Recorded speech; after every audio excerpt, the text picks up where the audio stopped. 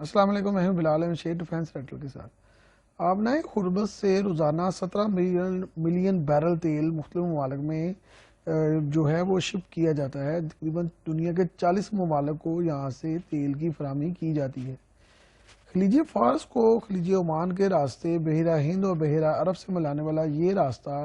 Iraq, Kuwait, Oman, Bahrain, قطر اور متحدہ عرب امارات کے لیے ایک لائف لائن کی حیثیت رکھتا ہے۔ ایران خلیج فارس کے کنٹرول کو آبنائے ہرمز سے استعمال کرتا ہے اور شاہ فران کی رخصتی کے بعد سے آبنائے ہرمز جو ہے وہ امریکیوں کے لیے ایک بہت بڑا چیلنج بن چکا ہے اور آج بھی بہت بڑا چیلنج ہے۔ اگرچہ اس علاقے کی بندش چین، انڈیا، جاپان سمیت کئی ممالک کے لیے بھی بہت بڑا مسئلہ ہے، لیکن کیونکہ امریکیوں کے لیے اس علاقے میں اپنی طاقت برقرار رکھنا اور قائم رکھنا بھی ایک بہت بڑا مسئلہ ہے، تو لہٰذا وہ اس علاقے میں ہر وقت رہنا چاہتے ہیں۔ یمن پر بمباری بھی امریکہ اور برطانیہ کے لیے ضروری تھی، کیونکہ بحیرہ احمر کو جانے والا جو راستہ ہے وہ یمن سے ہو کے گزرتا ہے، اور یمن جو ہے وہ اسرائیل کو جانے والے اس راستے کو مکمل طور پر چوک کر سکتا ہے اور اسرائیل کی تجارت مکمل طور پر ختم ہو کر رہ سکتی ہے۔ اس لیے یمن کو ڈرایا اور دھمکایا جا رہا ہے۔ اگر یمن صحیح معنوں میں اس علاقے کو بند کر دے تو یہ سعودی عرب کے لیے بھی مسئلہ ہے، کیونکہ ایک طرف آبنائے ہرمز اور دوسری طرف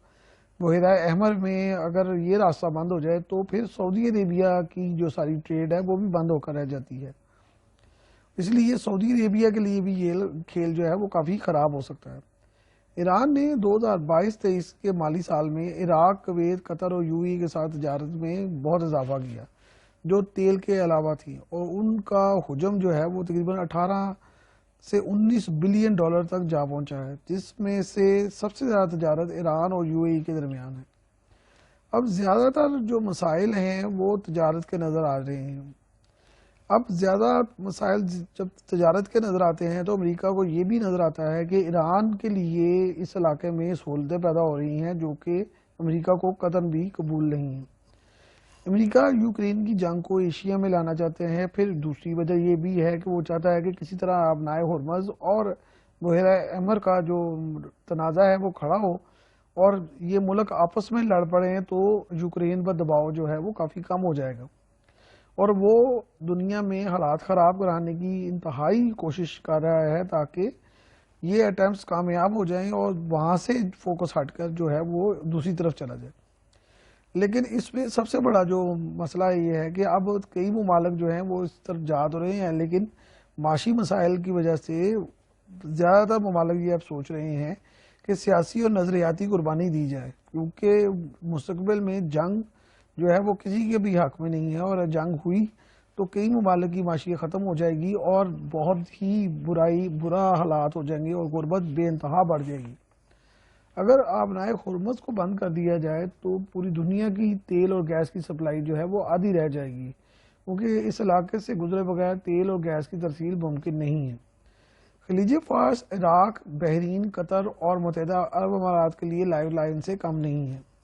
ایران آبنائے ہرمز کے مرکزی پوائنٹ کو بند کر سکتا ہے، جو کہ تمام دنیا کو عراق سے تیل، قطر سے گیس، بحرین سے تیل اور خام ایلومینیم، کویت اور سعودی عربیہ اور متحدہ عرب امارات سے خام تیل کی ترسیل جو ہے وہ مکمل طور پر ڈسمنٹل کر سکتی ہے۔ دنیا کا 5واں حصہ کا تیل جو ہے وہ اس علاقے سے گزرتا ہے، جبکہ دنیا کی تیسری بڑی گیس کی ترسیل بھی اسی علاقے سے ہوتی ہے۔ اسی لیے جو اس 33 کلومیٹر چوڑی پٹی ہے اس میں امریکہ نے اپنا 5واں بحری بیڑا جو ہے وہ بحرین میں رکھا ہوا ہے تاکہ کسی بھی مسئلے کی صورت میں اس کو استعمال کیا جا سکے، لیکن ایران نے اس جو بحری بیڑا ہے اس کو بھی ہمیشہ نیچے دکھایا ہے اور کئی مرتبہ نقصان بھی پہنچایا ہے۔ اس وقت صورتحال یہ ہے کہ امریکہ چاہتا ہے کہ اس علاقے میں ایک محدود جنگ ہو تاکہ یوکرین سے دھیان بٹایا جا سکے اور وہ اس علاقے میں آ کر بیٹھ سکے، لیکن سعودی عربیہ، ایران، UAE اور دیگر ممالک جو ہیں انہوں نے بہت اچھا اس دفعہ پلے کیا ہے، اور سیاسی اور سفارتی لحاظ سے امریکہ کی یہ خواہش جو ہے ابھی پوری ہوتی نظر نہیں آ رہی۔